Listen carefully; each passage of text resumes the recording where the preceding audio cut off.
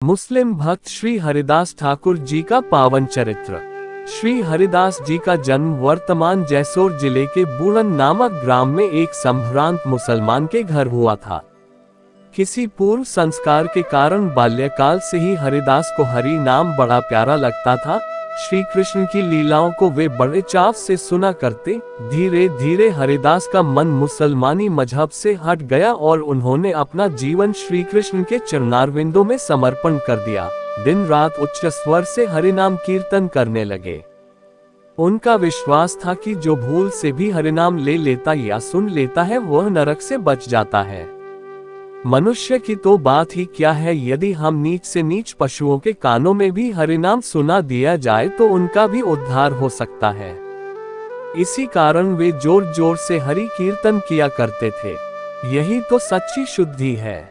जो विश्वास पूर्वक सच्चे मन से भगवत भक्त होकर हिंदू धर्म को मानना चाहता है उसे जगत में कौन रोक सकता है। बेफायोल के वन में हरिदास जी ने कुटिया बना रखी थी। हरिनाम अधिक लेने के कारण इनका नाम हरिदास पड़ गया था। चारों ओर इस बात की ख्याति हो गई थी। भक्त की बड़ी कठिन परीक्षा हुआ करती है। इंद्रिय भोगों के बड़े बड़े लुभावने पदार्थ उसके सामने आकर उसके मन को डिगाना चाहते हैं। इसी के अनुसार उस देश के दुरात्मा जमींदार रामचंद्र खां के मन में हरिदास का तप नाश करने की प्रवृत्ति हुई और उसने इस काम के लिए एक परम सुंदरी वेश्या को हरिदास की कुटिया पर भेजा।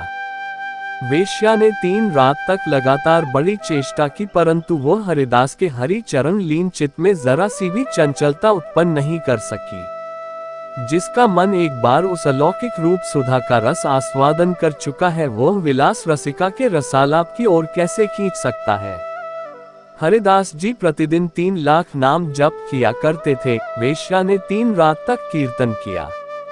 उसके पापों का बहुत सा संचित नष्ट हो गया। मन में शुभ स्फुरना हुई। वेश्या ने सोचा कि मेरे बिना बुलाए ही सैकड़ों मनुष्य मेरे रूप दर्शन की लालसा से मेरे घर पर आकर और मेरे रूप पर मोहित होकर अपना सर्वस्व दे जाते हैं। पता नहीं हरिदास किस रस में डूब रहा है, न मालूम किस अनूप रूप पर मोहित हो रहा है जो इतनी चेष्टा करने पर भी मेरी ओर आकर्षित नहीं हो रहा। धन्य है इस हरिदास को जो भोगों की वासना को इस प्रकार पददलित कर भगवान नाम अमृत पान में उन्मत्त हो रहा है। मैंने तो अपना जीवन केवल पापों के बटोरने में लगाया, मेरी क्या गति होगी। यो सोचते सोचते वेश्या का अंतर पिघल गया। उसके नेत्रों से आंसू बहने लगे और वह तुरंत दौड़कर संत के चरणों में गिर पड़ी और बोली कि प्रभु, बिना समझे प्रमाद से मैंने बड़ा अपराध किया है, मेरा उद्धार कीजिए। एक वेश्या पर इतनी भगवत कृपा देखकर भक्त हरिदास का हृदय भर आया। उन्होंने उसे हरिनाम मंत्र देकर कहा कि जाओ, अपनी धन संपत्ति गरीबों को लुटा दो और इसी कुटिया में बैठकर साधन करो, मैं जाता हूँ। वेश्या साधन में लग गई। उसका नरक हृदय साक्षात वैकुंठ धाम बन गया। भगवान उसमें निवास करने लगे। साधु संत से सूखा वृक्ष हरा भरा हो गया। वेश्या परम भक्तिमती होकर परमात्मा को पा गई। वहां से हरिदास जी चांदपुर के जमींदार के कुल पुरोहित बलरामाचार्य के घर पर आए। बलराम और उनके दोनों जमींदार शिष्य हरिदास जी की भक्ति देखकर मुग्ध हो गए और उनको गुरु सदृश मानने लगे। भक्त को कौन नहीं मानता, जिसको भगवान ने अपनाया उसको जगत ने अपना लिया। जमींदार पुत्र रघुनाथ ने इसी समय भक्ति प्राप्त की और आगे चलकर वे परम भक्त हुए। हरिदास जी एक दिन कह रहे थे कि हरि नाम से मुक्ति होती है, हरि नाम के आभास से ही मुक्ति होती है। इस बात को सुनकर गोपाल चक्रवर्ती नामक एक मनुष्य ने व्यंग करके कहा कि इसकी बात किसी को नहीं माननी चाहिए। जो फल योग और तप से नहीं मिलता वह केवल हरिनाम से कभी नहीं मिल सकता। यदि ऐसा हो तो मेरी नाक कट जाए। हरिदास जी ने कहा कि यदि ऐसा न होता होगा तो मेरी नाक कट जाएगी। बड़े आश्चर्य की बात है कि थोड़े ही दिनों बाद कुष्ठ रोग से गोपाल की नाक गलकर गिर पड़ी। हरिदास जी चांदपुर से आकर फुलिया नामक ग्राम में रहने लगे। यहाँ के मुसलमान काजी को मालूम हुआ कि हरिदास मुसलमान होकर भी काफिरों के आचरण करता है। अतएव उसने हरिदास को अपने मत के अनुसार सीधे रास्ते पर लाना चाहा। हरिदास की दूसरी कठोर परीक्षा का प्रारंभ हुआ। हरिदास जी पकड़े जाकर विचार के लिए काजी साहब के सामने लाए गए। काजी ने कहा, तुमने मुसलमान होकर काफिरों का मजहब कैसे मंजूर किया? जाओ, इस बेवकूफी को छोड़कर फिर कलमा पढ़ लो, नहीं तो कड़ी से कड़ी सजा दी जाएगी। इन शब्दों को सुनकर हरिदास जी को जरा सा भी भय नहीं हुआ। भयहारी भगवान के भक्त सुलभ चरण कमलों की आश्रित यमराज से भी नहीं डरता, प्राणों की आहुति तो वह पहले दे चुकता है। भगवान ने गीता में कहा है, यस्मिन् स्थितो न दुखेन गुरुनानी विचाल्यते, जिसमें स्थित होकर वह बड़े भारी दुख से भी विचलित नहीं होता। हरिदास जी ने निर्भयता परंतु स्वभाव सुलभ नम्रता के साथ काजी से कहा, भाई, ईश्वर एक है, अखंड और अव्यय है। वो हिंदू मुसलमान के लिए अलग अलग नहीं होता, उसकी जैसी प्रेरणा होती है मनुष्य वैसे ही करता है। मुझे कृष्ण नाम प्यारा लगता है, इसलिए मैं इसे लेता हूँ, इसमें तुम्हारा क्या बिगड़ता है? उद्धरण चिन्ह। हरिदास जी की इन बातों से काजी कुछ नर्म हुआ, परंतु उसके मंत्रियों ने कहा कि यदि इसको दंड नहीं दिया जाएगा तो इसकी देखा देखी और भी मुसलमान हिंदू हो जाएंगे। अतएव काजी ने हरिदास के 22 बाजारों में बेत लगाने का दंड दिया। दुष्ट मंत्रियों ने सोचा कि बेतों की मार से भी यदि हरिदास बच जाएगा और नाम नहीं छोड़ेगा तब समझेंगे कि इसका हरिनाम सत्य है। काजी ने हरिदास जी को फिर समझाकर हरिनाम छोड़ने के लिए कहा, परंतु हरिदास ने स्वीकार नहीं किया। वे बोले, टुकड़े टुकड़े देह हो प्राण जाए सुरधाम, तब भी मैं छानो नहीं पावन हरि का नाम। काजी को ये सुनकर बड़ा क्रोध हुआ और उसने प्राण दंड की आज्ञा दे दी। फांसी पर चढ़ाकर या गोली मारकर प्राण लेने की जगह निर्दयतापूर्वक बाजारों में घुमा घुमा कर बेंते मार मारकर प्राण लेने की व्यवस्था की गई। हरिदास जी किंचित भी नहीं घबराए। एक बाजार में लाकर उनको बांध दिया गया और बड़ी निर्दयता से उन पर कोड़े लगने लगे।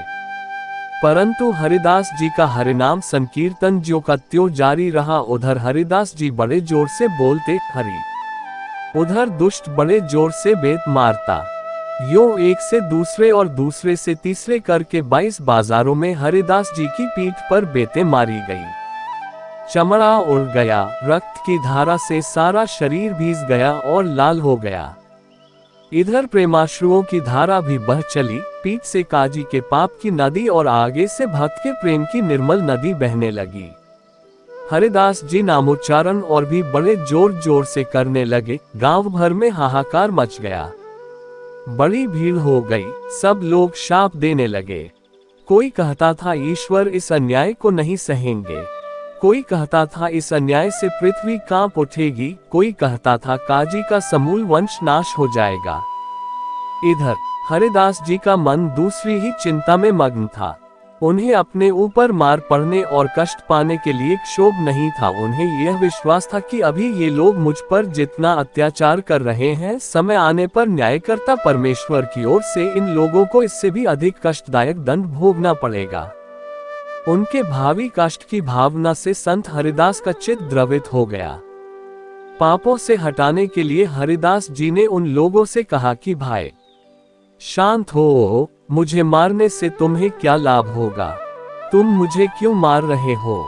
मैंने तुम्हारा कोई नुकसान नहीं किया, हिंदू हो या मुसलमान, परंतु ये तो सभी को मानना पड़ेगा कि निर्दोष जीव को सताना पाप है। भगवान साक्षी है, मैं ये बातें इसलिए नहीं होता कि बेतों की चोट से मुझे दर्द हो रहा है, परंतु इसलिए कहता हूँ कि तुम लोग भ्रम से अपना भविष्य बड़ा दुखमय बना रहे हो। हरिदास जी के इन शब्दों से उन लोगों पर कुछ असर तो हुआ, परंतु उन्होंने अपना काम छोड़ा नहीं। हरिदास जी को बड़ी दया आई। उनके नेत्रों से आंसुओं की धारा बहने लगी। उन्होंने अपना हृदय खोलकर दया में भगवान के सामने रखा और बड़े जोर से बोले कि हे मेरे कृष्ण, हे मेरे स्वामी, हे दया सिंधु, इन गरीबों पर दया करो, इनके इस अपराध को क्षमा कर दो। बेचारे भूले हुए जीव है, अपना भला बुरा सोचने में असमर्थ हैं, इन पर कृपा करो। यो कहकर हरिदास जी रोने लगे। भीड़ के लोगों ने कहा कि हरिदास क्या कह रहे हैं, पागल तो नहीं हो गए? मारने वाले के लिए ईश्वर से क्षमा याचना करना कहाँ का धर्म है। यूं कहते कहते लोग भक्त की महिमा से प्रेम में भर गए और हरि नाम ले लेकर नाचने लगे। इधर हरिदास जी को प्रेम मूर्छा हो गई। भगवान, धन्य है क्या आपने इसलिए कहा है, तचता नहीं मुझे जो हरिजन पाकर भी अतिशय संतान। पदवी अपनी देव दुर्लभ देता हूँ उसको मैं आप प्रेम मत। हरिदास जी के भावावेश से काजी के सेवकों ने समझा कि इसकी मृत्यु हो गई, इसलिए उसी अवस्था में उन्हें उठाकर गंगा जी में बहा दिया। गंगा में बहते बहते हरिदास को चेत हो गया और वे किनारे पर आकर बाहर निकल आए। लोगों की अपार भीड़ लगी हुई थी। काजी ने जब इनके जीने की बात सुनी तो उसे बड़ा आश्चर्य हुआ। वह दौड़कर आया और संत हरिदास जी के चरणों में गिर पड़ा। उसने क्षमा प्रार्थना की और अंत में वह परम भक्त बन गया। हरिदास जी हरि ध्वनि करते हुए चल दिए। इसके बाद श्री हरिदास जी नवद्वीप में आए और वहां अद्वैताचार्य से मिले। इसी समय नवद्वीप में भगवान चैतन्य प्रकट हुए और बंगाल के हरि भक्ति की सुधाधारा में प्लावित कर दिया। हरिदास का शेष जीवन श्री चैतन्य महाप्रभु के संग में बीता। बोलो भक्त और उनके भगवान की जय।